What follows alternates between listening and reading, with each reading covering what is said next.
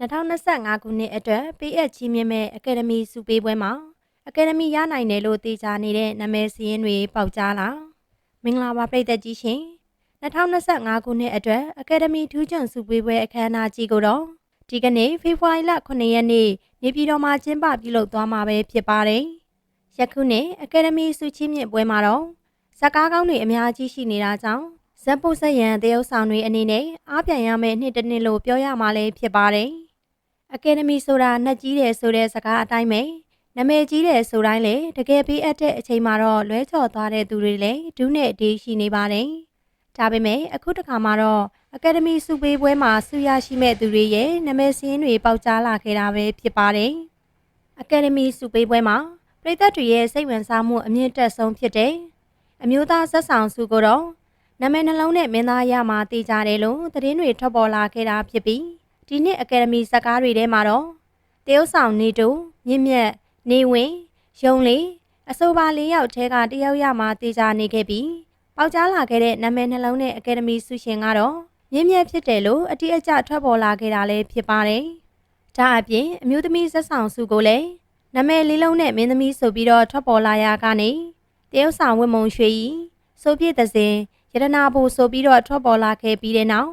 အတိအကျအနေနဲ့အမျိုးသမီးဇာတ်ဆောင်ဆုကိုရတနာဘူကရရှိသွားတာဖြစ်တယ်လို့လည်းဖော်ပြထားပါတယ်။အမျိုးသားဇက်ပိုးဆုကိုတော့တရုတ်ဆောင်စင်မနဲ့အမျိုးသမီးဇက်ပိုးဆုကိုတော့ပြောတန်ဇက်ကားနဲ့တရုတ်ဆောင်မျိုးတနာထွန်းတို့ရတယ်ဆိုပြီးတော့လည်းသတင်းတွေအတိအကျထွက်ပေါ်နေခဲ့တာဖြစ်ပါတယ်။ပရိသတ်စိတ်ဝင်စားဆုံးဆုလေးဆုစလုံးဟာ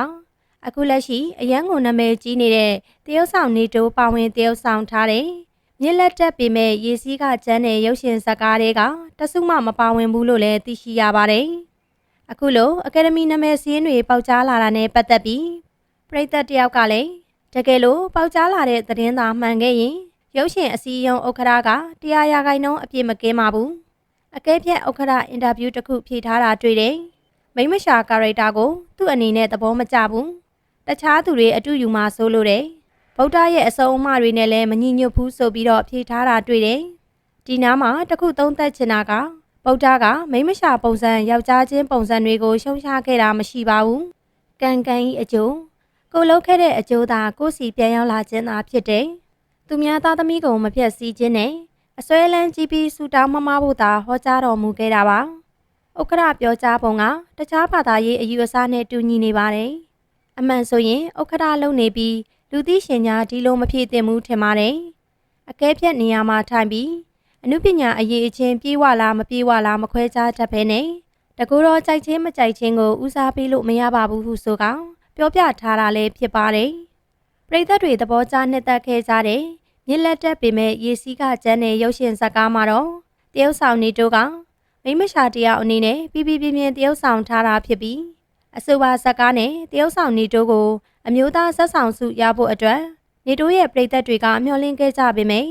မိမရှာဇက်ရုပ်ဖြစ်နေတာကြောင့်မြေစာရုပ်ရှင်ဇာတ်ကားနဲ့တရုတ်ဆောင်မြင့်မြတ်သာအမျိုးသားဇာတ်ဆောင်ဆုကိုပေးအပ်ခြင်းခံရတာဖြစ်တယ်လို့လည်းအားလုံးကခံမှန်းနေကြပါတယ်။အကယ်ဒမီနာမည်စာရင်းတွေပေါက်ကြားလာတဲ့အထဲမှာဇက်ပိုဇက်ဆောင်တရုတ်ဆောင်ဆုတွေအပြင်ဒရိုက်တာဆုကိုတော့ပန်းမြိုင်လေကဥယျာဉ်မှုဇာတ်ကားနဲ့ဒရိုက်တာဝင်းလွင်ထက်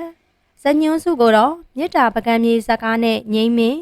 ဇာတ်ကားဆုကိုတော့နတ်ဝင်တဲ့ရုပ်ရှင်ဇာတ်ကားနဲ့ဝတ်မုံရွှေကြီးဓာတ်ပုံဆုကိုတော့မြစ်လက်တက်ပေမဲ့ရေစီးကကျန်းတဲ့ဇာတ်ကားနဲ့ပီကီတေးဂီတာဆုကိုတော့ပြောတန်တီးဖြတ်ဆုကိုတော့နတ်ဝင်တဲ့အထူးဆုကိုတော့ဒေါင်းလွန်အတန်ဆုကိုတော့ပန်းမြိုင်လေကဥယျာဉ်မှုဇာတ်ကားနဲ့ရရှိသွားမှာဖြစ်တယ်လို့လည်းသတင်းအတိအကျထွက်ပေါ်လာခဲ့တာပဲဖြစ်ပါတယ်။